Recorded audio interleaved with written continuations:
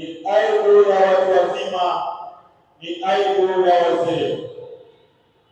Nikaangalia kama ni kwenye maumbile, wasio walemavu na walemavu itakuwa aibu kwa watu wote.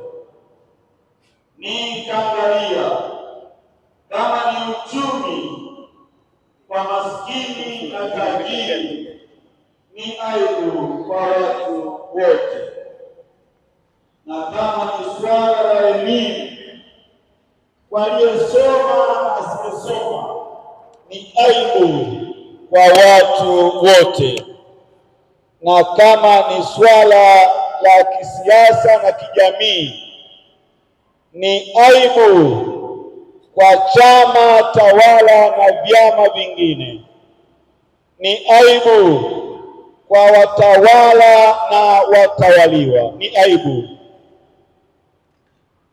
Kuna wakati fulani, kuna usemi ulikuwepo majira fulani, watu walikuwa wanasema mtu mzima ovyo.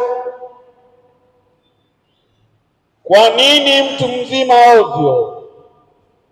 Yako mambo ambayo mtu mzima katika utu uzima wake tungetegemea aweze kutuongoza, lakini akifanya tofauti ni aibu kwa watu wote.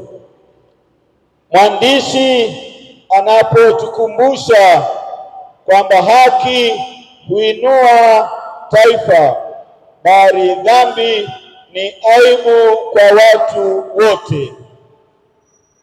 Stahiki ambayo mtu anastahili kuipata, akiipata ni jambo la baraka. Siku moja nilisoma Mathayo 7:12, nikakutana na maneno yanayosema, lile usilopenda kutendewa usimtendee mtu mwingine. Kwa kama iko namna ya kutoa haki kwa anayestahili kupata haki, na hata kama kuna kutoa haki na upo na wajibu, basi Mungu atujalie neema tunapotenda tunayoyatenda, ili tuendelee kutenda haki. Na haki kama ni uadilifu ambao hauna upendeleo, hauna ubaguzi, unafanya sawasawa na mtu ambavyo anastahili kupata. Mungu atujalie neema kwenye mkutano huu kwamba tunakumbushwa juu ya kutenda haki ili taifa letu liweze kuinuliwa. Na kama haki huinua taifa, iwe ni kiuchumi, iwe ni kimahusiano, taifa litainuliwa. Na nilipokuwa naangalia taifa, ndani yake unaona kusanyiko la watu, ndani yake unaona watu wenye lugha moja, ndani yake unaona watu wenye historia moja, ndani yake unaona watu wenye mipaka inayojulikana, ndani yake nikaona watu wanaotambulika wana uongozi, ndani yake nikaona watu wenye utamaduni wa kwao. Haki huinua taifa, bali dhambi ni aibu kwa watu wote. Wapendwa, umoja wa wanawake CCT Dar es Salaam na Pwani, Mungu awabariki kwa ajili ya kusanyiko hili ambalo mmeona vema tuweze kukusanyika kumshukuru Mungu, kumwomba Mungu na kupeleka haja zetu mbele za Mungu mwenye haki. Haki ni mbegu ambayo inaleta heshima ya utu wa mtu. Kwa Mungu atujalie neema kichwa kikuu cha mwaka huu cha CCT, ili tuendelee kutenda haki. Na ukisikia katika taratibu zetu, na kama kuna haki ya kuishi, Mungu atupe neema kwamba kama kuna haki ya kuishi na maisha ya mtu yanaanzia tumboni, Mungu atupe neema kutunza uhai wa kiumbe kilichoko tumboni, maana haki huinua taifa, bali dhambi ni aibu kwa watu wote. Kwa kiumbe kilichoko tumboni, Mungu atupe neema kukitunza kilelewe vyema, na hata kiumbe kikicha huku duniani, Mungu atupe neema kuendelea kutembea nacho katika kicho cha Mungu. Wapendwa, Umoja wa Wanawake mkoa wa Dar es Salaam na Pwani, kicho hiki kinatuongoza namna ya kutembea katika hofu ya Mungu, ambaye Mungu yupo kila mahali. Siku moja nikawa nasoma Zaburi ya 139 na mmoja wa wanawake duniani wakati wa maombi duniani, na huko mstari ambao tukautumia kwamba nimeomba kwa jinsi ya ajabu, lakini ukianza maneno yanayotangulia, Mungu wa haki yupo kila mahali. Kwa watumishi wa Mungu, Mungu ambaye hatuwezi kujificha popote pale anatuona, atujalie neema ya kutenda haki popote pale tunapokuwapo. Atujalie neema ya kujali wengine. Atujalie neema ya kutenda stahiki yake Mungu. Kwa haki inayoinua taifa, haki inayoinua familia, haki inayoinua kanisa, ni vile na mimi tunapoendelea kuwa nuru na chumvi ya mahali pale tulipo.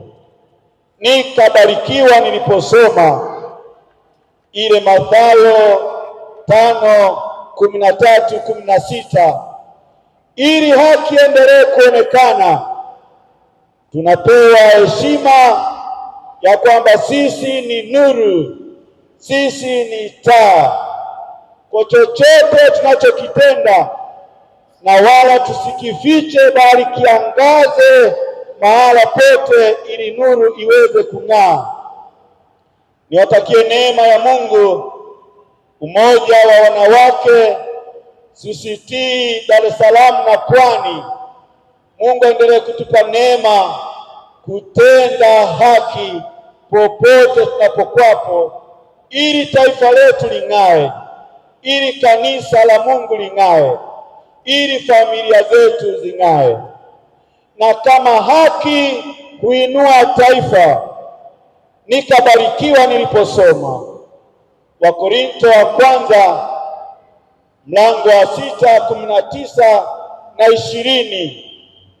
Mungu ametupa heshima ya kwamba miili yetu ni hekalu takatifu la Mungu, na mtu asipolitendea haki hekalu la Mungu, anapolichafua hekalu la Mungu, anakuwa amefanya kinyume cha mapenzi ya Mungu.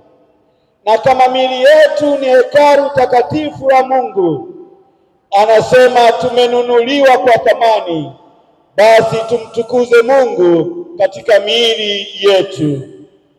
Wapendwa, Umoja wa Wanawake CCT Dar es Salaam na Pwani, kama miili yetu tutaichafua, kama miili yetu hataitendea haki, kama miili yetu haitamtukuza Mungu, hatutaliinua taifa, bali tutalididimiza taifa. Kila mmoja aone amenunuliwa kwa thamani ya damu ya mwanakondoo, na katika miili yetu tupate kumtukuza Mungu. Na tunapopata kumtukuza Mungu, ndipo taifa linainuliwa. Na kama tumenunuliwa kwa thamani, na kama ni maisha ya ndoa, na kila kiungo kina haki ya matumizi yake, na kama kila kiungo kina haki ya matumizi yake, Warumi ile 20 mpaka pale mwisho, kama kila kiungo hatuwezi kukitumia kwa haki stahiki ya matumizi, manake badala ya kuinua taifa tunalididimiza taifa, tunaleta aibu kwa taifa na ni aibu ya watu wote. Mungu atupe neema na kuendelea na mkutano huu na maombi mbalimbali itakayoomba kila mmoja ajijue kujitendea haki katika mwili wake kama ni hekalu takatifu la Bwana, na tupate kumtukuza Bwana. Miguu imtukuze Bwana, macho amtukuze Bwana, kila kiungo kimtukuze Bwana, maana ni haki stahiki ambayo Mungu ametufanya tuwepo. Na kama ni haki stahiki, kwa nyakati tofauti nimesema, mida mingine tunakaza kuombea amani, tuendelee kukaza kutenda haki ili amani iwepo. Twaweza kusimama tusimamavyo na kusema tuombee amani, tuombee amani, tuombee amani. Kama Bwana aishivyo, Mungu wa haki, achilie hofu ndani yetu ili tutende haki, ili amani ipate kuwapo, katika jina la Yesu Kristo wa Nazareti hai. Na kama haki huinua taifa, Mungu atupe neema kila mmoja mahali alipo, ili taifa letu liinuke na liwe la utukufu. Kila mmoja atende haki, kila mmoja ajisimamie, kila mmoja awe mwaminifu, kila mmoja ajue mipaka ya uwajibikaji wake na nini ni nini. Na kama huinua taifa, na kama maandiko yanaeleza na ndoa ni mume na mke na ni haki ya Mungu, na kama iko haki ya wanadamu ambao watasema mume na mume ni ndoa, hii ni haki ya wanadamu inayodidimiza taifa, inayodidimiza ulimwengu. Lakini haki ya Mungu, Mungu wa haki, ndoa ni mume na mke, na iendelee kubaki vivyo hivyo. Lakini si haki ya mwanadamu awaye yoyote, haijalishi ni taifa lenye jina liwalo lolote, lakini taifa la mbinguni na duniani lisio na mipaka, ndoa ni ya mume na mke kwa haki ya Mungu. Na kwa haki hiyo Mungu aendelee kutujalia neema ili taifa letu liendelee kuinuliwa. Na kama tunatenda haki, iwe kwa mjane, iwe kwa yatima, iwe kwa mgane, iwe kwa mtu yeyote, hata kama ni mgeni, machozi yatadondoka sawa sawa na ile Kutoka 22, 21, 24, kwamba kama tutafanya ukatili kwa hawa watu hatutawatendea haki, na machozi yakadondoka, taifa halitainuliwa bali itadidimia.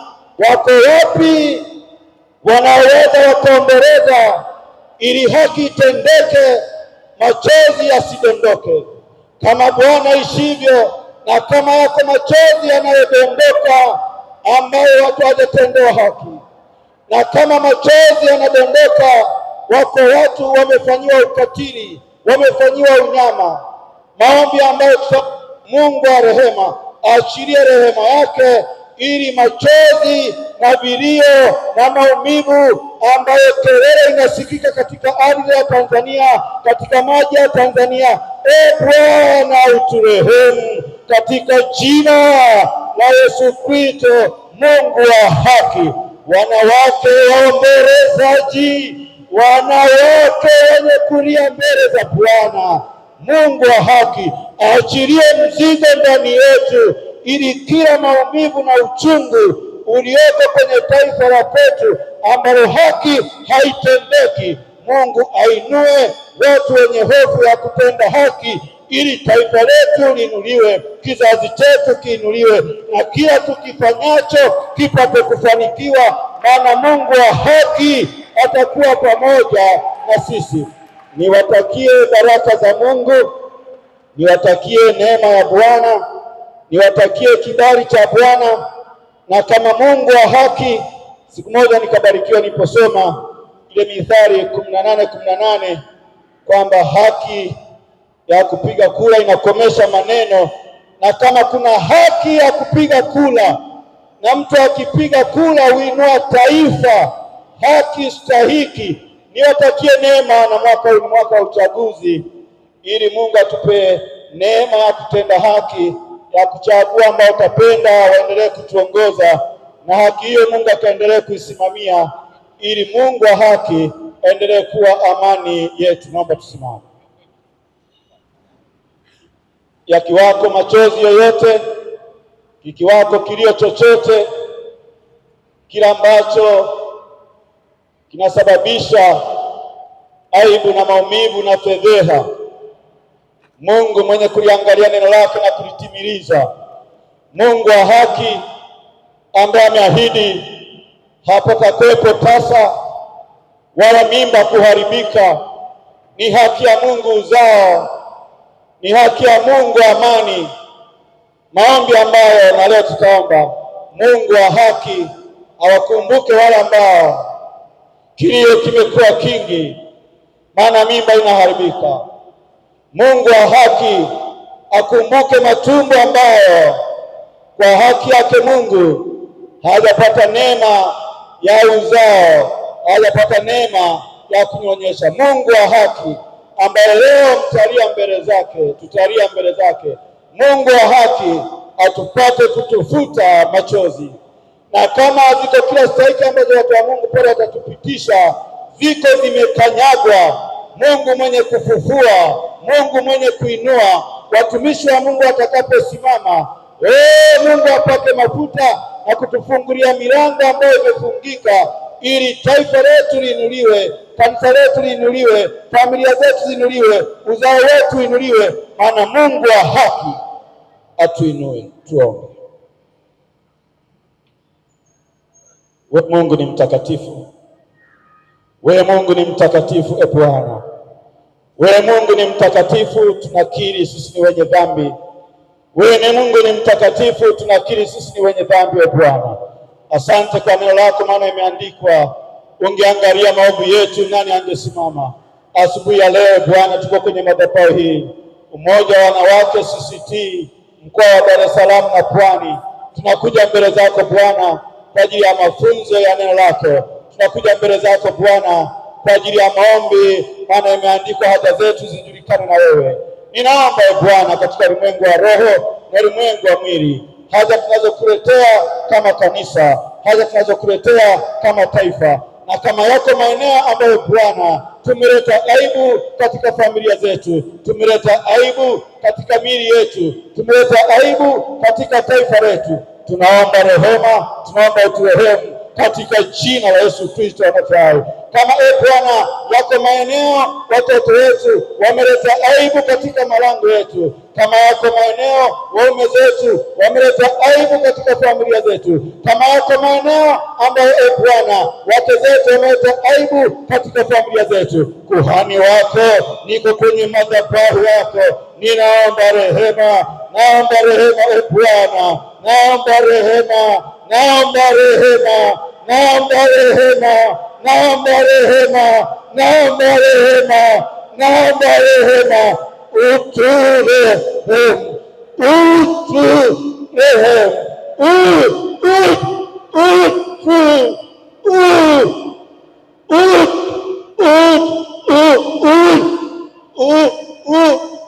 uturehemu Bwana,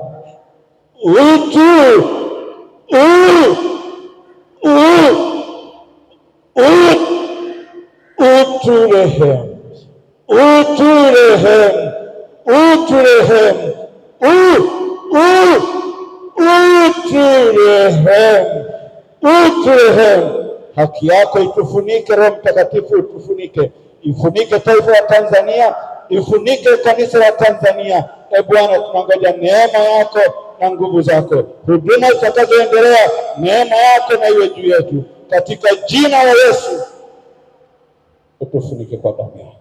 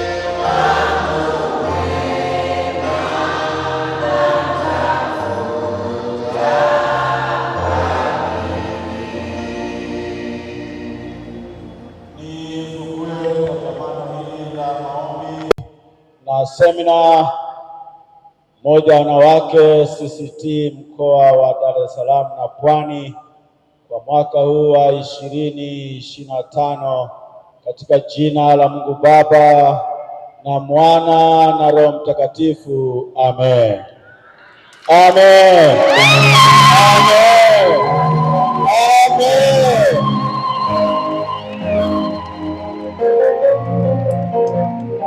Ninaomba tukae.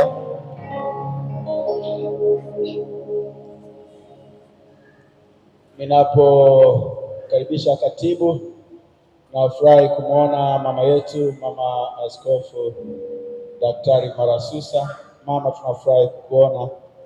Naomba usimame mama. Asante. Asante sana. Asante sana.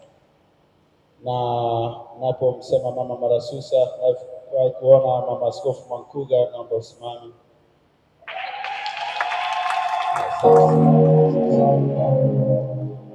Katibu CCT ndiye itakalo kwa linaendelea, naomba liendelee, na kama baadaye sitafika ambapo nistahili kufika, nitaomba ieleweke kwamba sijafika, na kuna sehemu itakuwa ni lazimu niende kabla ya kufika ambapo nitatakiwa kuwepo kufika.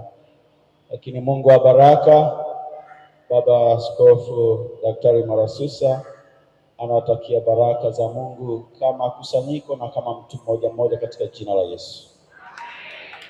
Asante Baba Askofu. Basi nilikuwa naomba kabla baba hajaondoka, basi kwa heshima ya neno la Mungu, tukiwa tunasimama tupige makofi mengi, alafu tukae. Makofi mengi.